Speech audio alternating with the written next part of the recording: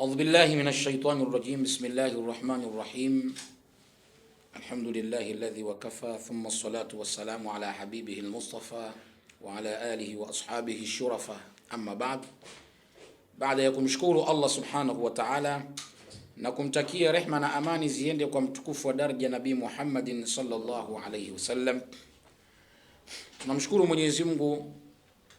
Leo ni siku tena nyingine adhim, tuko mbele ya waandishi wetu wa habari mahiri kabisa Tanzania, na lengo na maksudio ni kuweza kushare baadhi ya majambo yanayohusu mambo yanayoendelea katika taifa letu hivi sasa, sababu simu zimekuwa nyingi, tumekuwa wenye kupokea simu nyingi sana, tukiambiwa mbona mashehe maustadhi amzungumzi sasa hivi hatuwasikii mkiongea, mmekaa kimya. Unaona? Kwa hiyo tulipokea simu nyingi sana kwamba kwa nini, mbona kadhia ya Sheikh Nuruddin Kishki mlijitoa mlizungumza, lakini kadhia hii tunaona mmekaa kimya ya Sheikh Walidi na mashekhe wengine. Nchi kama tunavyoona imechafukwa, Waislamu wamechafukwa, yameingia mambo ambayo katika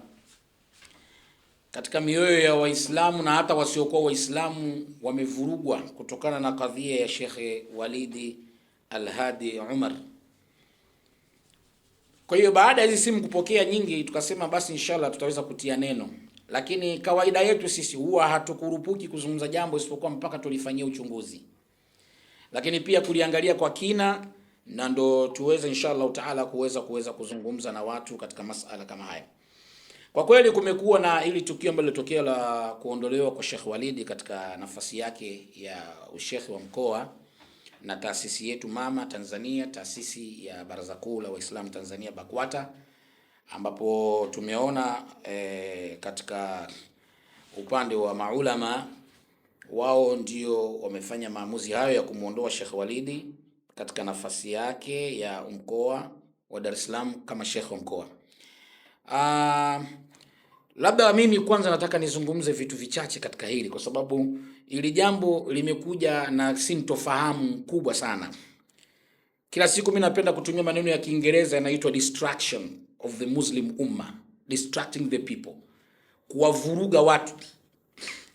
Yani inatokea jambo ambalo jambo lile linakuja kuvuruga jamii, alafu mwisho watu wanakuwa scattered, watu wanakuwa hawaelewi ni huku au ni kule au ni hivi ni vile. Lakini kwa mimi naweza nikasema ya kwamba tunapozungumzia nafasi ya Sheikh Walidi, sababu iliyofanya ya kwamba mpaka jamii imeingia taharuki, sababu iliyotokea mpaka imefika hatua Waislamu vipenzi wa Sheikh Walidi, Wakristo vipenzi wa Sheikh Walidi, hao wote wameamua kuja juu, wanataka kujua kwa nini. Ni kwa sababu ya hili jambo limekuja kutokea kipindi ambacho tunasema kwamba sio kipindi mwafaka kabisa wa kutokea jambo kama lile. Baraza la Ulama BAKWATA wao ndio viongozi wa taasisi hii, lakini pamoja kwamba wao ndio viongozi wenye kuweza kumtoa shekhe na kumweka shekhe, kwa sababu hao baraza la Ulama ndio hao ambao waliomteua Sheikh Walidi wakamweka pale kwenye nafasi ile ya ushekhe wa mkoa. Walimfuata kwa nidhamu, kwa makubaliano, kwa mambo mbalimbali na mazungumzo mazuri ambayo walikubaliana, mpaka Sheikh Walidi imefika akakubali kuingia katika nafasi ya kuchukua nafasi ya shekhe wa mkoa kwa kipindi kile. Lakini hao baraza la Ulama la BAKWATA hao ndio waliomtoa Sheikh Walidi. Kwa hiyo siwezi kuzungumzia kwamba kwa nini baraza la Ulama wamemtoa Sheikh Walidi, kwa sababu hiyo ni miongoni mwa kazi zao, kwa sababu wao ndio wanayemweka mtu na wao ndio wanamtoa mtu. Wao ndio wanayejua mtu amekosea nini na wao ndio wanayejua ya kwamba mtu amepatia wapi. Lakini hiyo sio pointi yetu ambayo sisi tunafaa tuizungumze, kwa sababu hizo ni haki za baraza la Ulama ambao wao ndio wanaripoti kwa mufti kabisa mwenyewe.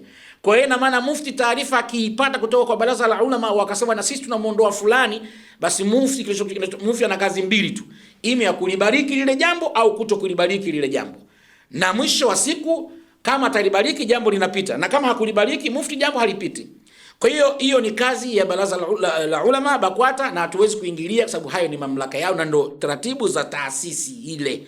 na taasisi zote zina taratibu zake, kuna rules and regulations ambazo hizi unapoingia sehemu basi lazima hizo unaambiwa kuna 1, kuna 2, kuna 3. Kwa hiyo unazisoma, ukiridhika nazo unaendelea na shughuli za taasisi. Lakini kitu ambacho tunachokizungumzia kilicholeta taharuki ni watu wanatafuta sababu. Ni kweli ni huyu mwanamke ambaye aliyejitokeza, kwa sababu tukio la mwanamke ambaye huyu mwanamke naye imekuwa kuna taarifa ambazo zinakuja sintofahamu katikati yake, ambazo ndo zimesababisha kuwatia hasira Waislamu hata wasiokuwa Waislamu, wapenzi wa Sheikh Walidi, na sio tu wapenzi wa Sheikh Walidi, wapenzi pia wa Uislamu. Kwa sababu hapa tunapoangalia ni kwamba anapochafuka shekhe wa mkoa au anapochafuka shekhe yoyote yule, basi ina maana kwamba nembo ya Uislamu ndio inachafuka, kwa sababu yeye ana represent Uislamu.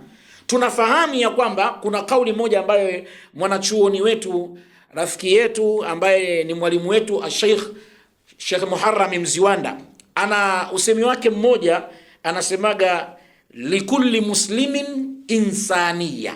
Hili ni neno ambalo napenda sana kulitumiaga, likulli muslimin insaniya, kwamba kila Muislamu ana ubinadamu wake, ana ule utu wake. Kumbuka kuna Uislamu na kuna ule ubinadamu wa yule Muislamu. Hivi ni vitu viwili ambavyo vinavyokuwa kwanza viko tofauti, lakini vinaweza vikashikamana na mtu mmoja katika baadhi ya maeneo, na kuna baadhi ya maeneo vinakuwa vinaachana, kila kimoja kinasimama kivyake. Likulli muslimin insaniya, kila Muislamu ana ubinadamu wake.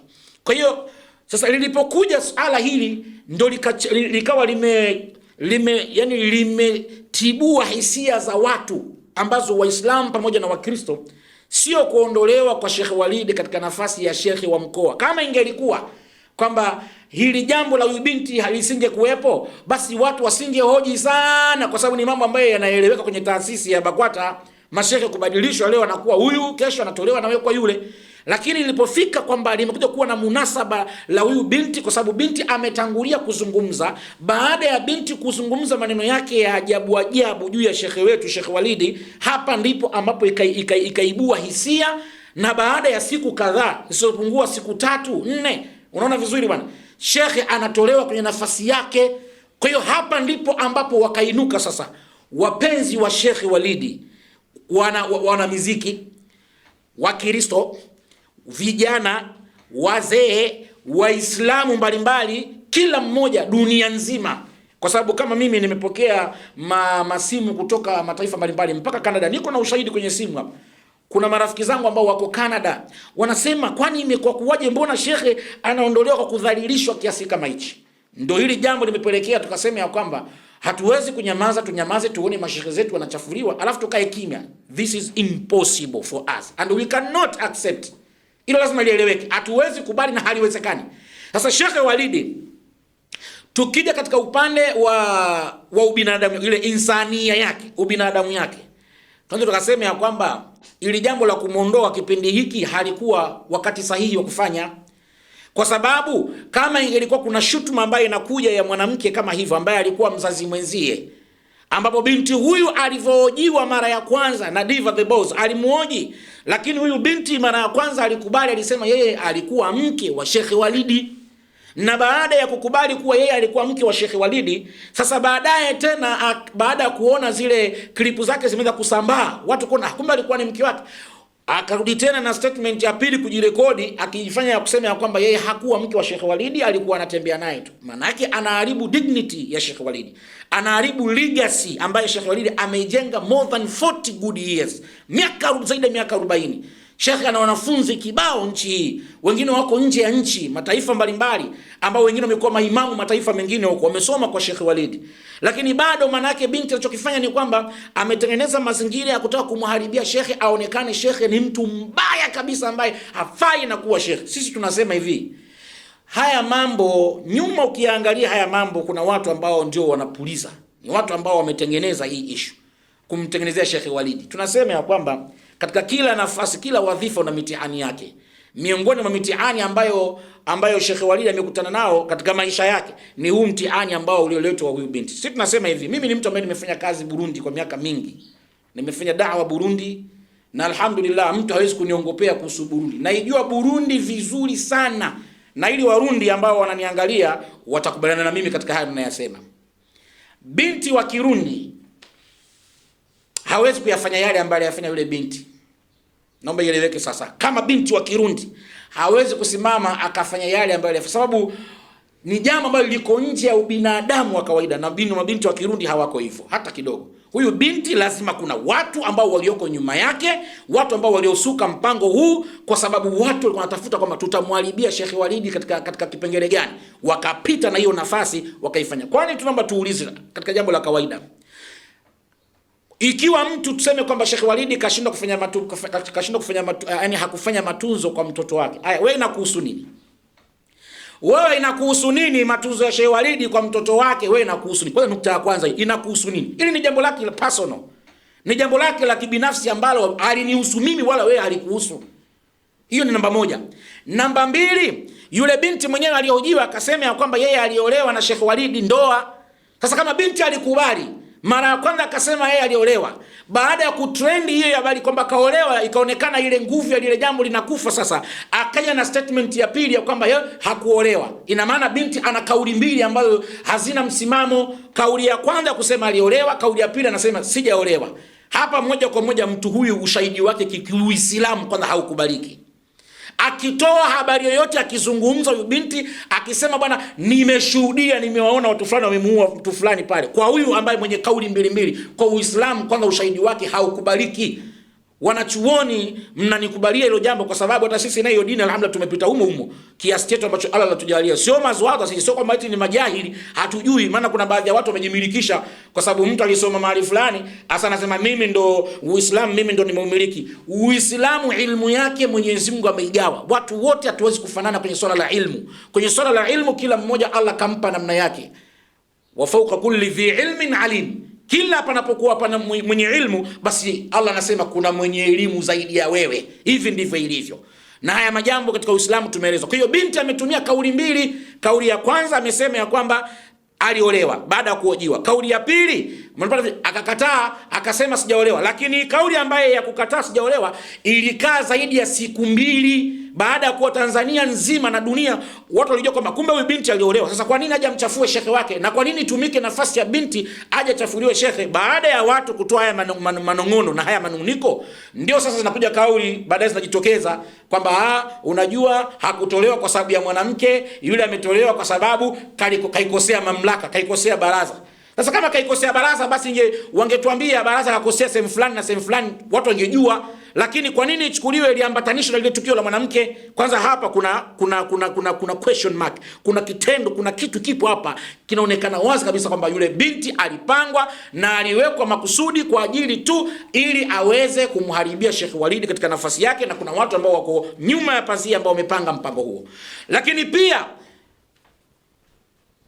Lakini pia Mtume Muhammad sallallahu alaihi wasallam anatuambia katika alama za mtu mnafiki, katika ile hadithi iliyokuja Mtume sallallahu alaihi wasallam anasema thalatha, ziko 3: idha haddatha kadhaba, wa idha wa'ada akhlafa, wa idha utmina khana. Wa idha utmina khana, hapa vitu vitatu. Anaposema jambo anasema uongo. Kwa hiyo ina maana uongo wa binti, kwanza kusema aliolewa, kukiri, alafu pili anasema sijaolewa. Sasa hapa watu washike lipi? Sasa twende katika pointi ya msingi, ni kwamba Sheikh Walidi huu ni mpango ulitengenezwa, na kutengenezwa mpango huu ulitengenezwa kwa sababu nataka kumharibia Sheikh Walidi katika kwanza kumharibia dignity yake, kumharibia legacy yake ambayo ameipambania zaidi ya miaka 40 kufundisha wanafunzi na kuziendeleza harakati za dawa. Tunakuja katika nukta nyingine kwamba baadaye ikaja ikaonekana baada binti anatoa kauli mbili, kikaletwa cheti hicho kimeleta kinathibitisha binti aliolewa mwaka 2024, na katika watu ambao walioshuhudia ndoa yake ni mtoto wa almarhum Sheikh Ramia wa Bagamoyo. Kicheti kimethibitisha, kimeonesha kabisa kwamba huyu binti alikuwa ameolewa. Kwa mujibu wa kile cheti, ukikiangalia cheti kisha uchukua statement ya binti aliyohojiwa na Diva mara ya kwanza live akakubali, ina maana pale panaingia moja kwa moja kwamba huyu binti ametumwa, alipangwa kuja kumchafulia shekhe legacy yake na dignity yake. Lakini bado tunasema kwamba kuna watu waliokuwa nyuma hapa wanachezesha ule mchezo. Baada ya tukio kama hili, sisi tunasema kwanza, jambo la kwanza, Sheikh Walid katika hili hana kosa lolote la kutolewa kwenye nafasi yake. Kama ni masala yanayohusu huyu mwanamke, tunasema kwamba ni mambo ambayo hayana msingi, kwa sababu hayo ni mambo ya mtu binafsi, na masala haya yalishakwenda mbali. Tunaona kabisa shuhuda zimeeleza kwamba binti ilifika mahala mpaka wakati alipokuwa ameolewa na Sheikh Walidi, akakaa na Sheikh Walidi. Baadaye yule binti kutokea akarudi kwao. Alivyorudi kwao yule binti, baadaye binti akarudi akawa anasema nina mtoto wako. Lakini wakati alipokuwa yeye ametoka Burundi, binti alivyotoka hapa kurudi kule aliolewa na mwanamume mwingine. Kwa hiyo na maana kule Burundi alivyoolewa, huku kumbuke ya kwamba ametoka kwa Sheikh Walid kukaachika, ameenda kule kaolewa ndoa nyingine. Alivyoolewa kule anatoka na mtoto kule, anakuja naye huku, anaambia Sheikh Walid huyu ni mwanao. Sheikh Walid akasema inawezekana vipi? Kwa sababu ulivyotoka kwangu ulienda na ukaendelea na maisha yako mengine na ukawa na mume mwingine. Kama ni mtoto wangu huyu, basi tufanye DNA. Hapa ndo kwenye tatizo lilipotokea. Tufanye DNA tuone kabisa kama huyu ni mtoto wangu. Binti alivyosikia kwamba ifanyike DNA, ndio binti akaamua kutengeneza mazingira ya kwanza kukimbia mara kushoto mara kulia. Jambo lilikuwa kimya hili limefanyika huko. Hayo mambo yote yalifanyika huko nyuma kimya ya kudaiwa DNA. Binti akakataa, akaenda mahakamani. Alipoenda mahakamani akaambiwa, hapa hii kesi ya mahakama, lakini kwanza lazima tufanye DNA tuhakikishe ya kwamba huyu mtoto kweli ni wa kwangu. Lakini bado binti akawa anazungusha na mwisho mahakamani akaonekana. Haya yashasemwa na watu wengine wote, lakini pointi yangu ya msingi katika hapa ni kwamba binti amekuja na hoja akisema ya kwamba yeye ametapeliwa kwenye ndoa. Ametapeliwa kwenye hii ndoa. Aliambiwa njoo nitakuoa, ukifika huko nitakuoa. Lakini cha ajabu kafika huko binti ya kuolewa, mwisho wa siku akafanyika hivi. Yaani amekuwa na statement zinazogongana. Hivi kweli kwa mtu anayetoa kauli kama hizi, kwa wanachuoni wetu baraza la ulama, kweli ndio iwe sababu ya kumtoa Sheikh Walid katika nafasi yake kwa kipindi kama hiki? Kwa nini mashekhe wetu wasiwe pamoja kusimama na shekhe mwenzao? Kwanza, kama kweli kuna matatizo ndani ya baraza ambayo pengine Sheikh Walid amekwenda kinyume, basi ilikuwa Sheikh Walid kwanza mumalizane kwanza hili jambo la huyu binti kwanza. Wote mshirikiani kama mashekhe, mumsaidie shekhe mwenzenu kwanza kutoka kwenye hii hali na hii dhima, kisha after hapo sasa mkae kama baraza mnafanya mambo yenu. Lakini hisia za watu zimekuja kutokea baada ya kuonekana huyu binti kujitoa kuzungumza mambo machafu mabaya kwa ajili ya shekhe, alafu kisha baada ya hapo na siku 2-3 baraza linamuingua shekhe wa mkoa. Tena kuna kauli mbaya sana ambazo zimetumika kwa aliyetoa taarifa wa kwanza, anasema shekhe wa mkoa atumbuliwa. Haya maneno ni mabaya sana ya kuvunja, yani hayana heshima wala adabu haya maneno. Maneno kama haya mtu unakwenda kuandika, alafu wewe unasema ni mwandishi unayeandika habari za mashekhe, unakwenda kuandika shekhe wa mkoa wa Dar es Salaam atumbuliwa. Ni maneno ya dharau, maneno ya kutokuwa na heshima. Lakini tunasema ya kwamba siku zote ya kwamba hata kama mkijaribu kutaka kumharibia mtu dignity yake, kama yule mtu amechaguliwa na Allah subhanahu wa ta'ala, huwezi kuharibu dignity ya mtu. Sheikh Walid ni mtu ambaye amesomesha Qur'ani. Kila siku mimi nawaambiaga watu kwamba shekhe yeyote anayesimama na Qur'ani, basi Mwenyezi Mungu ifanya Qur'ani umtetea yule mtu. Allah hawezi kumwacha mtu wake adhalilike hata siku moja. Ukitaka kuona hili jambo pamoja na hizo kashfa zote ambazo alizowekelewa Sheikh Walid, lakini bado Sheikh Walid imeonekana jinsi gani anavyopendwa na dunia nzima. Imeonekana jinsi gani anavyokubalika na kila aina ya jamii. Kuna mmoja wa wasemaji katika mashekhe amesema, amesimama amejirekodi, alafu anasema ya kwamba watu tunashangaa leo watu wavaa misaraba ndio wanamtetea Sheikh Walid. Tunashangaa leo watu wa mipira ndio wanamtetea Sheikh Walid. Tunashangaa leo watu sijui wa nini, watu wa muziki wanamtetea Sheikh Walid. Sasa mimi nataka tuulize hivi, mlikuwa mnataka Sheikh Walid asitetewe na watu wanaona kabisa huyu mtu anadhulumiwa? Jambo liko wazi kabisa, Sheikh Walid anadhulumiwa hivi wazi, kila mmoja anaona. Watu wakae kimya wasizungumze. Ukiona mpaka wanakuja kusema wasiostahili kusema kwenye majukwaa, kwenye vyombo vya habari, ujue kama mlipokwenda kupagusa sio sehemu sahihi. Kuna kitu kimefanyika hapo sio sawa sawa. Na kila mtu mwenye akili timamu akiangalia hili jambo anaona hapa shekhe hapa kaonewa. Kama ingelikuwa kweli shekhe kaondolewa kwa ajili ya tofauti ya mamlaka, basi mamlaka ingefanya namna nyingine unajua, lakini sio kwa kipindi kama hichi ambacho kuja kusema kuja kumtoa kwa kipindi ambacho anatokea mwanamke analeta shutuma za namna kama hii. Tunasema kama mipango ipo mingi tu ambayo mashehe wanapangiwa kwa ajili ya kuharibiwa dignity zao. Tunafahamu matukio mengi yamejitokeza, mambo mengi yanafanyika hapa, lakini cha ajabu tunachoshangaa miongoni mwa mambo hayo, tunarudi kwa kiongozi wetu mkuu Samahatu Mufti Sheikh Abubakar bin Zubair bin Ali. Sheikh Abubakar amebeba jukumu kubwa kabisa la Uislamu katika nchi hii, na Mtume Muhammad SAW anasema kullukum ra'in wa kullukum mas'ulun an ra'iyatihi, kila mmoja ni mchunga na kila mchunga ataulizwa jinsi alivyochunga na niyo yake. Sasa tunakuomba sana mufti wetu Sheikh Abubakar bin Zubair bin Ali, wewe ndio mufti wa Tanzania, ndio shekhe mkuu wa nchi yetu. Masala kama haya tunaomba yaingilie kati, ili mradi kuondoa hii hali iliyoko sasa hivi, kwa sababu sasa hivi kuna tension kubwa sana kwa Waislamu. Umeona vizuri, kwa Waislamu kuna tension kubwa sana kwa Waislamu vijana, ili jambo sije kapelekea mpaka kuja kuvunjika kupasuka kwa Waislamu, tukakosa ule nguvu yetu ya Waislamu. Hapa juzi unaona kuna matokeo yalitokea ya Sheikh Nuruddin Kishki hapa, lakini yametokea mambo ya Sheikh Nuruddin Kishki hapa, tumeona tu mtu anaitwa tu na mufti anakaa watu wawili limeisha. Lakini ukiuliza upande wa pili wanasema sisi huko hatuna habari kama hizo. Sasa tunaomba mufti, hebu tumia nafasi yako, Mungu aliyokuchagua akakupatia, kwa sababu mamlaka ya umufti ni kakuchagua Allah. Tu'til mulka man tasha'u, Allah anampa ufalme anayemtaka. Hiyo Allah alitaka Sheikh Abubakar bin Zubair awe kiongozi wetu, na tunampenda Sheikh wetu Abubakar bin Zubair, na alhamdulillah ni Sheikh mwenye hikma. Basi tunaomba inshallah taala hili pia Sheikh uliangalie, dignity ya Sheikh Walidi irudishwe kwanza. Yani dignity ya Sheikh Walidi irudishwe, sababu hili jambo kuondolewa kwa Sheikh Walidi kwa kipindi hiki, alafu tunaona mambo si ya mwanamke, alafu habari zenyewe zieleweki. Hizi habari za huyu mwanamke isiwe sababu kwamba watu walitengeneza kwa ajili ya kumuondolea, kwa ajili ya kumuondoa Sheikh Walidi kutokana na masala ya uchaguzi ya BAKWATA. Uchaguzi wa BAKWATA ubaki pale pale. Sheikh Walidi kama Allah kampangia atabaki kuwa pale, atarudi tu hata iwe nini. Mnapata vizuri, lakini kubwa zaidi tunachoomba ni kwamba dignity ya mashehe wetu hebu iweke katika sehemu yake. Dini yetu inachafuka, dini yetu inadharauliwa, dini yetu inaonekana kama haina misingi wala haina taratibu. Nashukuru Mwenyezi Mungu, shekhe wetu Sheikh Mziwanda katika Maulid nafikiri kama jana alizungumza. Umeona vizuri bwana, alizungumza Sheikh Mziwanda, alizungumzia akasema ya kwamba leo unapoona ya kwamba shekhe fulani anafanywa kitu fulani, basi mkasema atolewe, kesho ataingia mwingine tena, yatakuja kutokea mengine mtasema pia yule. Kwa hiyo mwisho wa siku itakuwa shekhe mmoja baada mwingine, na mwisho wa siku dini yetu itaonekana ni dini ambayo haina mpango, dini haina taratibu, dini yetu kama vile kuna kichaka cha watu fulani ambao wamekaa pale kuipeleka wanavyotaka wao. Mbona mashekhe wetu zamani walikuwa wana hikma? Mbona mashekhe wetu zamani walikuwa na taratibu ambazo ulikuwa hata usikii? Kwani mashekhe walikuwa wakosei zamani?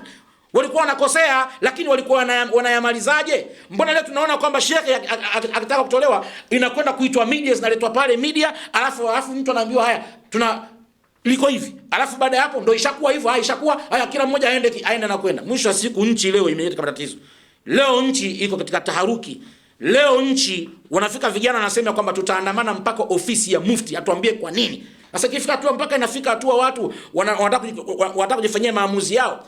Tunaomba mufti ili jambo liangalie vizuri kwa macho matatu. Tunakuomba sana mufti wetu, lakini sio tu mufti, tunaomba pia na baraza la ulama ambao ni wazee wetu, mashehe zetu wanavioni na ni wazee wetu.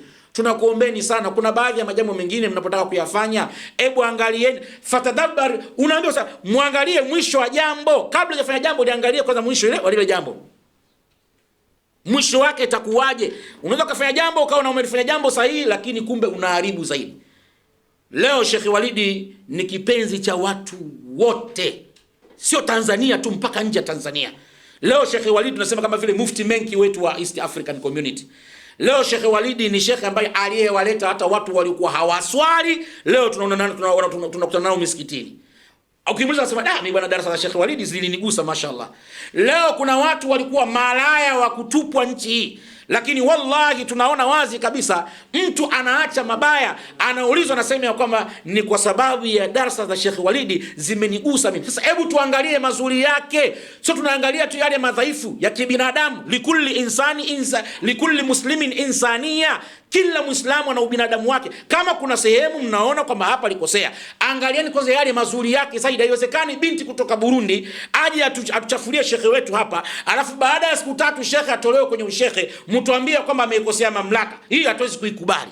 Swala kukosea mamlaka hiyo sasa kukubali. Sisi tunachosema ni kwamba Sheikh Walidi hapa amenasibishwa na haya, na huu ni mchongo umetengenezwa ili kumharibia Sheikh wetu dignity yake. Na hii ni habari tunasema ya kwamba tutaisema. Na miongoni mwa mambo tumesema kwamba hatuwezi kubali kuona shekhe wetu yoyote nchi Tanzania anachafuliwa dignity yake afu tukaikima tusiseme. Tutasema. Kwa hiyo tunachosema ni kwamba Sheikh Walidi tunaomba arudishwe kwenye nafasi yake. Tunaomba sana, tunamuomba Samahatu Mufti ili jambo aliingilie kati. Atoe hii hali iliyo katika nchi yetu, itakwenda kukosa amani bure kwa sababu ya vitu ambavyo vinaweza vikatatulika. Sheikh Walidi ni shekhe wetu na anapendwa na watu wengi. Hebu arudishwe kwenye nafasi yake, majambo yaendelee kama kawaida. Lakini la mwisho nikimalizia ni kwamba narudi kwa shekhe wangu Sheikh Walidi. Sheikh Walidi tunasema ya kwamba mitihani ipo. Na kusingiziwa majambo mbalimbali haya kwa watu wema yapo, yameshuhudiwa katika taarikhi yetu ya Uislamu. Kuna watu wema walisingiziwa, na wewe ni mwanachuoni na mashekhe wengine pia hao pia nao ni mashekhe wetu mbalimbali ambao hizi habari mnazifahamu. Lakini kwa Sheikh Walidi tunasema tunasimama na aya ya Mwenyezi Mungu Subhanahu wa Ta'ala, ambaye Mwenyezi Mungu anasema waqul i'malu fasayara Allahu 'amalakum wa rasuluhu wal mu'minun. Hii ni aya ambayo tunaisimama nayo. Mwenyezi Mungu Subhanahu wa Ta'ala anasema kwamba wewe fanya mambo yako, lakini wa kwanza atakayeona mambo yako kuwa ni mazuri ni Allah Subhanahu wa Ta'ala. Lakini pia majambo yako utayafanya, mtume pia atayaona yale majambo unayofanya. Lakini mwisho kabisa waumini na wao wataona yale unayoyafanya. Sheikh Walidi kama yeye kama Sheikh Walidi alikosea kama mwanadamu katika mienendo yake, katika mambo ya kuoa na kuacha, na hayo sio makosa. Kila kuna watu bado tunaoa tunaacha, au kwa sababu tu wengine hatujulikani. Mnipata vizuri? Hapa kuna mcha Mungu dunia hii kwamba atasema mimi nimekamilika kuanzia kwenye kidole changu cha chini mpaka juu nimekamilika. Yupo? Hayupo. Na kama itakuwa kwamba eti basi kila jambo mtu akikosea basi atolewe pale awekwe kule, haiwezekani. Itafika mahala mtafika mpaka mtamtoa mufti mwenyewe, kwa sababu kuna kukwenda huko mwisho wa siku anakuja kutengenezewa zengo hata mufti. Maana hawa ambao leo anatengeneza zengo kumtengenezea Sheikh Walidi, akitoka Sheikh Walidi kesho atakwenda kumtengenezea na Sheikh mwingine mkubwa. Mwisho wa siku nchi yetu itakuwa ni badilisha bandika bandua ya mashehe. Mwisho wa siku dini yetu inaonekana kama dini ambayo watu ambao hawaeleweki. Sheikh Walidi, simama wewe katika msimamo wako na Mwenyezi Mungu Subhanahu wa Ta'ala ataendelea kukuhifadhi. Unapendwa Sheikh, wallahi imethibitika. Tendo la kutolewa kwenye nafasi yako ni tendo ambalo limethibitisha wazi jinsi gani kwamba unapendwa. Allah anakupenda, mtume anakupenda, na Waislamu tunakupenda. Madhaifu yako Sheikh Walidi tabaki madhaifu yako, lakini utendaji wako wa kazi kwenye dini sisi tutaupokea ule. Na kwenye madhaifu tunasema kila mtu ana madhaifu yake na kila mmoja anakosea. Lakini sisi tunasema ya kwamba mbora mkoseaji ni yule ambaye anafanya toba kwa Mwenyezi Mungu Subhanahu wa Ta'ala. Nikimaliza, ndugu zangu wa Tanzania wote kwa ujumla, Waislamu hata wale wasio kwa Waislamu ambao wameguswa na hili tukio la kadhia la Sheikh Walidi, hebu tukae kimya inshallah Ta'ala, tusitengeneze miamko yoyote hivi sasa, kwa sababu nchi yetu tunafahamu ipo kwenye mazingira ambayo watu wanaitizama kwa macho kumi ili kuweza kuivuruga nchi yetu amani yake. Hebu tutulie, tuangalie. Bila shaka tunaamini Samahatu Mufti ili jambo ataliingilia kati biidhnillah. Tunaamini hivyo kwamba Mufti atafanya jambo katika hili, na tunaamini inshallah Ta'ala hata baraza la ulama kwa yale yaliyotokea na wao nao vile vile watafanya jambo. Kwa hiyo tunaomba inshallah Ta'ala nchi yetu ibaki na amani na salama, na tuendelee kupendana, tukae pamoja na Mungu atatusimamia. Wabillahi tawfiki, wasalamu alaykum wa rahmatullahi wa barakatuh.